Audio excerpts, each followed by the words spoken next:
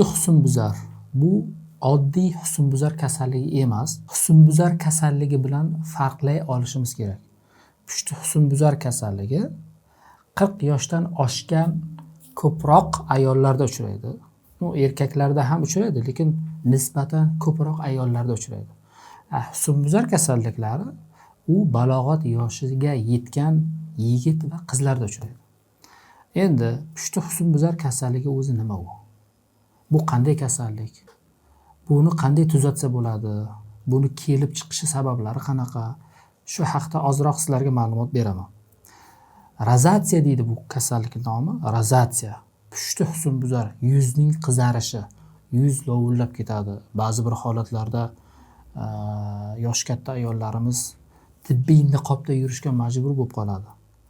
Buning keltirib chiqaradigan sabablarini bilsak, demak bu sabablarga amal qilsak, ya'ni shu sabablar yuzaga kelmasligi uchun amal qilsak, bu kasallik har bir insonda uchramaydi. Bu kasallikdan qutulgan bo'lamiz yoki bu kasallik bilan yuzlashmagan bo'lamiz. Rozatsiya kasalligi, pushti husnbuzar deydi. Rozatsiya kasalligi odatda terimizda qon tomir faoliyatining buzilishi bilan kechadigan kasallik hisoblanadi. Aynan qon tomirda, ya'ni mayda kapillyarlarning o'tkazuvchanligining oshib ketishi natijasida terida qizarish, eritemali toshmalar paydo bo'ladi. Aynan birinchi bilib olamiz, rasm ham ko'rsatamiz, qanday kechishini ko'rib tasavvur qila olasiz. Uni ko'rsatamiz, qo'yib beramiz sizlarga.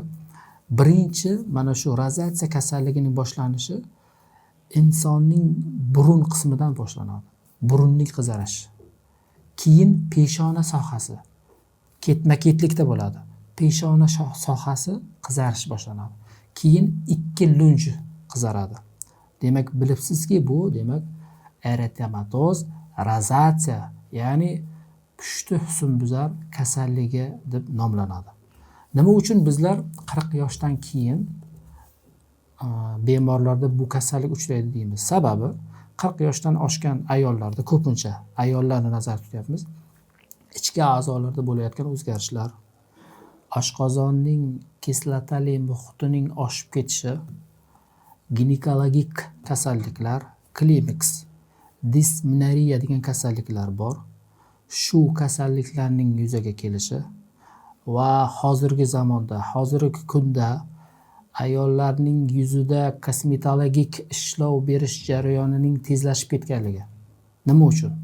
Chunki yuzimizda, aynan ayollarning yuzida kosmetologik muolajalarning ko'pligi, yuzda terining ostida dermadekos folliculorum degan kananing faolligi oshib ketadi. Shu kana haqida ozroq ma'lumot, yaxshi ma'lumot, foydali ma'lumot. Bu kana odatda hammamizda uchraydi. Bu kana odatda bizlarga xizmat qilish vazifasini bajaradi. Aynan bu kana bizning foydamizga ishlaydi aslida. Masalan, kechasi uxlaganimizda bu kanalar teri yuzasiga chiqib, yuz terisidagi keraksiz mahsulotlar, bakteriyalarni yeb, qamrab olib, ularni halok qilib, bartaraf qiladi. Va biza uyg'onganimizdan keyin o'z-o'zidan bu kanalar teri ostiga kirib ketadi.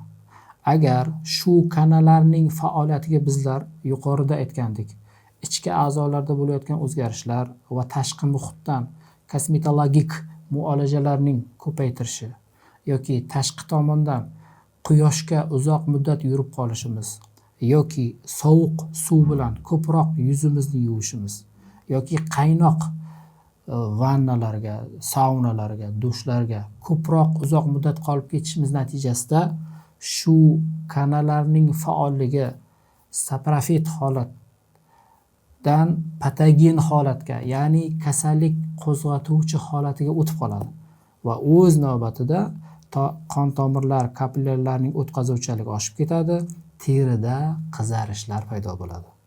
Xo'p, bu muammoni qanday yechamiz? Bu muammoni yechishimiz birinchi navbatda uning keltirib chiqaradigan sabablarni bartaraf qilishimiz kerak. Agar ichki a'zolarda bo'layotgan terapevtik muammolar bo'lsa, ularni bartaraf qilishimiz kerak. Ginekologik muammolar bo'lsa, albatta ginekolog ko'rigidan o'tkazib olishimiz kerak. Gormonal fonni to'g'rilab olishimiz kerak va tashqi tomondan terimizni parvarishiga muhim e'tibor qaratishimiz kerak. Issiq suv bilan ham emas, sovuq suv bilan ham emas, yuzimizni o'rtacha haroratdagi suv bilan yuvishimiz kerak. Uzoq muddat quyoshga, ochiq havoga qolib ketmasligimiz kerak. Sovuqdan asrashimiz kerak va original asl mahsulotlardan, ayollar uchun kosmetologik mahsulotlardan foydalanishni tavsiya qilamiz. Endi bu rozatsiya kasalligini medikamentoz usul bilan davolash ham bor. Chunki medikamentoz usul bilan davolasak tezroq effektga erishamiz, tezroq samara ko'ramiz.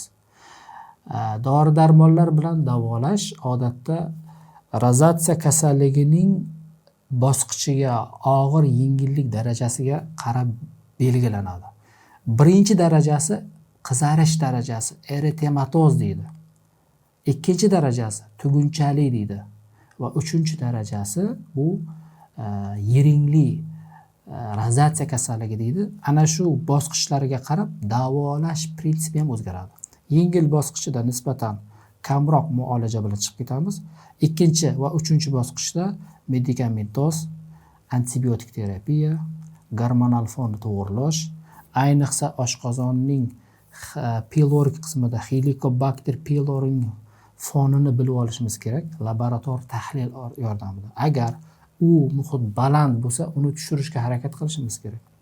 Ayollarda gormonal fonni to'g'irlab olishimiz kerak va tepada aytdim, yuzimizdagi kanallarning faolligi oshgan bo'ladi.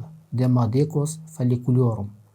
Buning faolligini kamaytirish maqsadida parazitar, antiparazitar preparatlardan tarkibida metronidazol bor bo'lgan preparatlar bilan ham malham orqali, ham dori shaklida bu muolajalarni olib borsak, rozatsiya kasalligidan qutulgan bo'lamiz. Bu kasallikni uy sharoitida davolasa bo'ladimi degan hali savollar ham bo'lishi mumkin.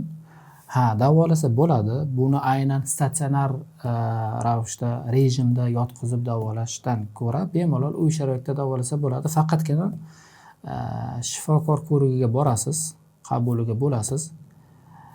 Pushti husnbuzar kasalligi ekanligiga tasdiqlatib, ya'ni u kasallik haqiqatan ham rozatsiya kasalligimi va uni keltirib chiqaradigan sabablarni aniqlab olinadi. Vrach dori-darmonlarni, muolajalarni yozib beradi va bemalol uy sharoitida davolasangiz bo'ladi. Yana bitta narsani eslatib qo'ymoqchiman. Uy sharoitida vrachga bormasdan turib, o'ziz yoki kimningdir maslahati bilan turli xil mahsulotlardan yuzingizni parvarish qilaman va shu qizarishni ketkazaman deb o'ylamang. Tepada aytdim. Bu kananing faolligini faqat aniqlab, ana undan keyin muolaja qilish kerak. U siz tanlayotgan yo siz qo'llayotgan mahsulotlar bilan bu eritemani, rozatsiyani ketkazib bo'lmaydi. Shuning uchun birinchi navbatda vrachga murojaat qilganingiz yaxshi bo'ladi. Agar sizda ham shunday muammolar bo'lsa, manzilimiz bor, kontaktimiz bor.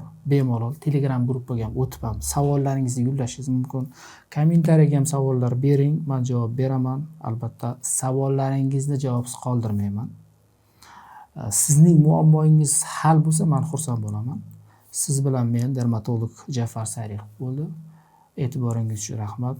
Keyingi videolarimizga ko'rishguncha xayr, salomat bo'ling.